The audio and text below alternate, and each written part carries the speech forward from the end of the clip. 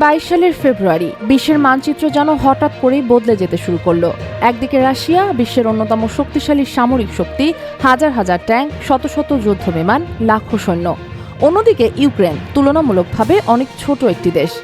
বিশ্লেষকরা বলছেন এটা হয়তো কয়েকদিনের যুদ্ধ, কিন্তু যুদ্ধ শুরু হতেই এমন এক জিনিস আকাশে উঠল যা পুরো যুদ্ধের গতিপথই বদলে দিল।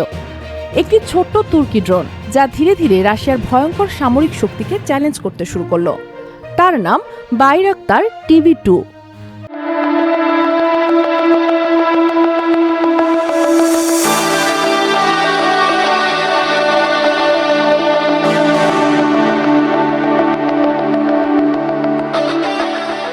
ফেব্রুয়ারি 2022 রাশিয়ান বাহিনী একসাথে 3 দিক থেকে ইউক্রেনে প্রবেশ করে, উত্তর, পূর্ব এবং দক্ষিণ।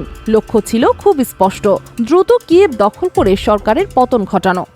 বিশাল সাজোয়া বহর এগিয়ে চলছিল রাস্তায় রাস্তায়, ট্যাঙ্ক, ট্রাক, আর্টিলারি সবকিছু একসাথে সামনে এগোচ্ছে। কিন্তু তারা জানত না আকাশে তাদের জন্য অপেক্ষা করছে এক নীরব শিকারী। এই সময়ই যুদ্ধক্ষেত্রে প্রবেশ করে বাইরাক্তার TB2 ড্রোন। এটি তুরস্কে তৈরি একটি মিডিয়াম অ্যালটিটিউড লং অ্যান্টিউরেন্স অর্থাৎ মেইল শ্রেণীর সশস্ত্র ড্রোন, যা তৈরি করেছে তুরস্কের বাইকার কোম্পানি। ড্রোনটির দৈর্ঘ্য প্রায় 6.5 মিটার, ডানার বিস্তার প্রায় 12 মিটার। এটি একটানা 24 ঘন্টার বেশি সময় আকাশে উঠতে পারে। উচ্চতায় যেতে পারে প্রায় 25,000 ফুট পর্যন্ত। এর সবচেয়ে বড় শক্তি হল এটি শুধু নজরদারি করে না, বরং প্রয়োজনে নিজেই নির্ভুলভাবে আঘাত হানতে পারে। এটি ব্যবহার করে MAM-L এবং MAM-C নামের স্মার্ট গাইডেড বোমা, যা কয়েক সেকেন্ডের মধ্যেই লক্ষ্যবস্তু ধ্বংস করতে সক্ষম।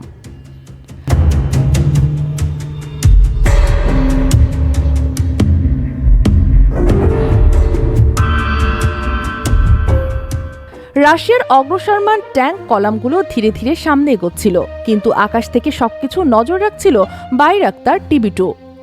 যখনই সুযোগ মিলত, ট্যাঙ্ক, আর্টিলারি, জ্বালানি ট্রাক এবং এয়ার ডিফেন্স সিস্টেমের উপর আঘাত হানা হতো। একের পর এক ধ্বংস হওয়া সামরিক যানগুলোর ভিডিও দ্রুত ছড়িয়ে পড়ে সোশ্যাল মিডিয়ায়। বিশ্বজুড়ে মানুষ অবাক হয়ে দেখছিল একটি ছোট ড্রোন কিভাবে এত বড় সামরিক শক্তিকে থামিয়ে দিচ্ছে। এই ড্রোন দ্রুতই ইউক্রেনের প্রতিরোধের প্রতীক হয়ে ওঠে, এমনকি ইউক্রেনে এর জন্য গান পর্যন্ত তৈরি হয়।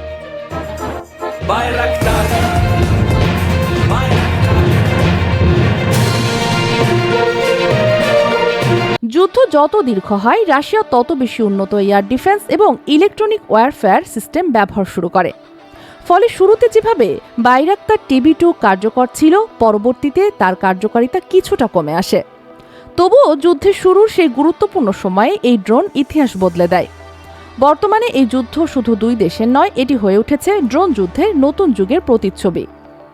এখন আকাশে শুধু TB2 নয়, হাজার হাজার FPV ড্রোন, নজরদারি ড্রোন এবং আত্মঘাতী ড্রোন ব্যবহার হচ্ছে।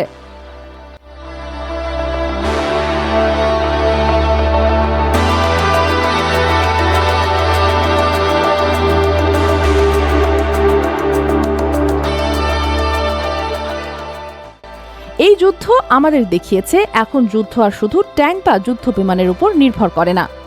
ছোট, কম খরচের প্রযুক্তিও বড় শক্তিকে চ্যালেঞ্জ করতে পারে। আর সেই পরিবর্তনের সবচেয়ে শক্তিশালী প্রতীক হয়ে আছে বাইরাক্তার TB2। রাশিয়ার মতো পরাশক্তির বিরুদ্ধে একটি ছোট ড্রোন কিভাবে ইতিহাস বদলে দিল, এটাই আজকের বাস্তবতা। আপনার মতে ভবিষ্যতের যুদ্ধ কি ট্যাঙ্ক ও যুদ্ধ বিমানের হবে, নাকি ড্রোনই হবে আসল শক্তি? কমেন্টে জানান আপনার মতামত।